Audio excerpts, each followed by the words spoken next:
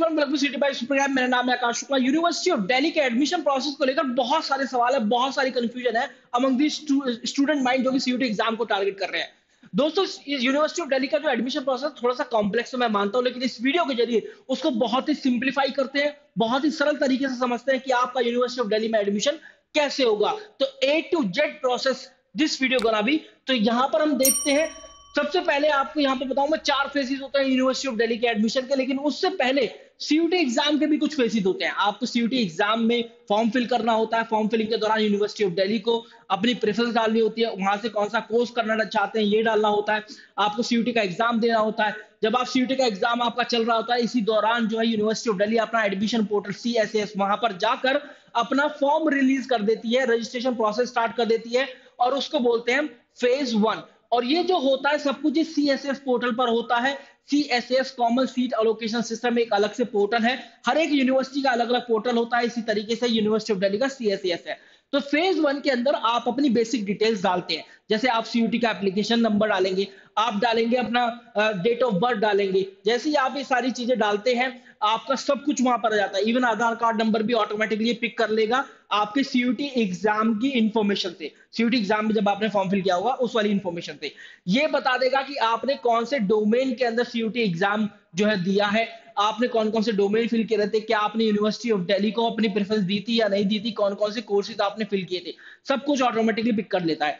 लेकिन इसके बावजूद भी जब ये सब फेज 1 होता है, फेज 1 क्लोज हो जाता है, फिर 2 या 3 दिन बाद फेज 2 स्टार्ट होता है, जहां पर ये पोर्टल आपसे भरवाता है कि भाई आप कौन कौन से कॉलेजेस जो है चूज करना चाहते हैं और इन कॉलेजेस से कौन कौन से कोर्स करना चाहते हैं। जैसे मैं एक ऐसा बच्चा हूं जिसके पास मैथमेटिक्स है, तो मैं BA ऑनर्स इकोनॉमिक्स भी करना चाहता हूं, मैं बीकॉम ऑनर्स भी करना चाहता हूं, और मैं SRCC से करना चाहता हूं। तो मैं SRCC BA honours economics, SRCC B Com honours इस तरीके से डालूंगा। लेकिन कुछ और भी कॉलेजेस हैं बीकॉम ऑनर्स के लिए, वेंकटेश्वर भी डालूंगा, किरोरी मल भी डालूंगा, ये सारे कॉलेजेस भी, रामजस भी डालूंगा। ये सारे कॉलेजेस में साथ साथ फिल करूंगा एज अ बैकअप ऑप्शन। इसको बोलते हैं प्रेफरेंस शीट। तो ये प्रेफरेंस शीट आपको बनानी होती है। इसके अकॉर्डिंग आप कोर्स एंड कॉलेजेस की प्रेफरेंस डालते हैं। कब? जब आपका फेज 2 स्टार्ट होता है। फिर फेज 2 के क्लोज हो जाने के बाद 3 या 4 दिन बाद आपका फेज 3 स्टार्ट होता है, जहां पर राउंड 1 की counselling university of Delhi announce करती है। ये सभी की सभी जो डेट है, यूनिवर्सिटी ऑफ दिल्ली पहले ही अपने एडमिशन पोर्टल पर एक एडमिशन नोटिस जारी कर देती है, और पूरा का पूरा कैलेंडर आपके हाथ में होता है। आपको पता चलता है कि यार राउंड 1 जो उस तारीख को अनाउंस होगा। तो जब राउंड 1 उस तारीख को उसी दिन लगभग ये देखा जाता है कि 4:59 पर शाम को 4:59 PM पर यूनिवर्सिटी ऑफ दिल्ली अपना काउंसलिंग राउंड जो है अनाउंस करती है। जैसे ही राउंड 1 अनाउंस हुआ, आप एज अ स्टूडेंट जाएंगे CSS पोर्टल पर, लॉग इन करेंगे। लॉग इन कर कर ये देखेंगे कि आपको सीट मिली है या नहीं मिली। इन केस अगर आपको सीट मिल जाती है तो आप सीट एक्सेप्ट करते हैं। जैसे ही आपने सीट एक्सेप्ट कर ली, तो जब आपको मिली seat BCom honours Ramjas college, तो जैसे ही आपने सीट एक्सेप्ट की, रामजस कॉलेज की जो एडमिशन वाला जो डिपार्टमेंट है उसके पास आपके डॉक्यूमेंट्स जाएंगे ऑनलाइन ही अपने आप ऑटोमेटिकली, जो कि आपने अपलोड किए थे CSS पोर्टल पर। वहां पर डॉक्यूमेंट भी अपलोड करने होते हैं। तो वो क्या है, वो लोग डॉक्यूमेंट वेरीफाई करेंगे। वेरीफाई करने के बाद अगर वेरिफिकेशन सक्सेसफुल रहता है तो फिर वहां पर आता है verification successful, now you can pay the fees. इन सब की क्या है, डेडलाइन होती है जो कि यूनिवर्सिटी ऑफ दिल्ली खुद अपने कैलेंडर में दे देती है।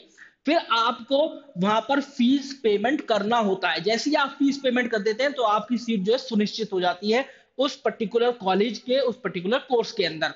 अगर वहां पर डॉक्यूमेंट वेरिफिकेशन फेल्ड हो जाता है, मतलब यूनिवर्सिटी ऑफ दिल्ली का वो पर्टिकुलर कॉलेज जिसमें आपको सीट मिली है वो आपके डॉक्यूमेंट वेरीफाई नहीं करता है और उसको फेल कर देता है, मतलब कुछ ना कुछ गड़बड़ी पाई गई है, तो आपका यूनिवर्सिटी ऑफ दिल्ली का सफर वहीं खत्म हो जाता है। इसलिए बोला जाता है कि डॉक्यूमेंट्स वेरिफिकेशन के दौरान बहुत सारे बच्चों की छटनी होती है, तो बिल्कुल भी गलती नहीं करनी है डॉक्यूमेंट्स को लेकर। आपने फी पे कर दी। फी पे करने के बाद आप जाते हैं कॉलेज। रामजस कॉलेज की हम एग्जाम्पल ले रहे हैं, तो रामजस कॉलेज अपनी अपनी खुद की वेबसाइट पर बताएगा कि आपको इस तारीख को कॉलेज को रिपोर्ट करना है। और यूनिवर्सिटी ऑफ दिल्ली अपने कैलेंडर में भी बता देती है कि भाई आपको 16 अगस्त, जैसे पिछली बार की बात है, 16 अगस्त 2023 को बच्चों को अपने कॉलेज में रिपोर्ट करना था। तो बच्चे जाकर कॉलेज में रिपोर्ट करते हैं, लेकिन वहां पर अपने साथ फिजिकल डॉक्यूमेंट्स भी लेकर जाते हैं, जहां जो कि वहां पर जो एडमिशन ऑफिसर होता है फिजिकल वेरिफिकेशन भी करता है डॉक्यूमेंट का। आपके ओरिजिनल डॉक्यूमेंट आपके पास होने चाहिए दिखाने के लिए कि सर ये रहे मेरे डॉक्यूमेंट, मैंने कोई फर्जीवाड़ा नहीं करा है एडमिशन प्रक्रिया के दौरान, क्योंकि ऑनलाइन होता है। फर्जीवाड़े के चांसेस होते हैं, तो इस वजह से क्या है वो फिजिकल वेरिफिकेशन भी किया जाता है। जो ये पूरा का पूरा एडमिशन प्रोसेस है यूनिवर्सिटी ऑफ दिल्ली का। इसके बाद काउंसलिंग राउंड की बात करें तो कम से कम 3 तो होते ही हैं। फिर उसके बाद स्पेशल स्पॉट राउंड और स्पॉट राउंड ये भी होते हैं। जैसे हम लास्ट ईयर की बात करें तो राउंड 1, राउंड 2, राउंड 3 हुए थे, स्पॉट राउंड 1, 2, 3 हुए थे, फिर स्पेशल स्पॉट राउंड भी हुए थे। तो ये था। और हाई कट ऑफ कॉलेजेस यहाँ पर कुछ हैं। देखिए, अगर मैं कट ऑफ कॉलेजेस की बात करूं, मतलब कॉलेज की कट ऑफ की, तो सबसे पहले नॉर्थ कैंपस के कॉलेज, फिर साउथ कैंपस के कॉलेज, फिर ऑफ कैंपस के कॉलेज। तो हाई कट ऑफ कॉलेज में आपको बताऊं, हिंदू, हंसराज, सेंट स्टीफन, किरोड़ीमल, रामजस, एसआरसीसी, ठीक है, एलएसआर, मिरांडा हाउस, ये सारे ऐसे कॉलेजेस हैं जिनकी कट ऑफ हाई जाती है। हाई कितनी जाती है वो भी बताऊंगा। लो कट ऑफ कॉलेजेस की बात करें तो जैसे Zakir Hussain college, Shaheed Bhagat Singh college, Swami Sadanand college, Motilal Nehru college, Shri Aurobindo college और कमला नेहरू कॉलेज, इनकी कट ऑफ कंपैरेटिवली लो जाती है। इसके बाद मिनिमम मार्क्स की बात करें, कितने मार्क्स चाहिए आपको यूनिवर्सिटी ऑफ दिल्ली में एडमिशन लेने के लिए, तो यार minimum marks are nothing but the cut off. केवल कट ऑफ ही है। आपने कट ऑफ क्वालिफाई किया, आपका एडमिशन हो गया। लेकिन कई बार क्या, कट ऑफ क्वालिफाई करने के बाद भी एडमिशन नहीं हो पाता है, क्योंकि किसी सीट पर भाई 600 सीटें हैं, 700 बच्चे कट ऑफ क्वालिफाई कर रहे हैं, तो 700 बच्चों का एडमिशन नहीं होगा। 100 बच्चों की छटनी हो जाती है और टाई ब्रेकिंग रूल अप्लाई होता है यहाँ पर। वो हम कभी और बात करेंगे टाई ब्रेकिंग रूल किस तरीके से होता है। तो यहाँ पर देखो मिनिमम मार्क्स की बात करें तो अगर देखो टॉप नॉर्थ कॉलेज जो है, नॉर्थ कैंपस के कॉलेज या ऐसे कॉलेज या कोर्सेज जो कि मोस्ट कॉम्पिटिटिव है, अगर उनका हाईएस्ट स्कोर 800 है तो कट ऑफ आप 93 से लेकर 99% मानकर चलिएगा। साउथ कैंपस के कॉलेजेस की कट ऑफ फिर थोड़ी कम जाती है, 88 से 92%।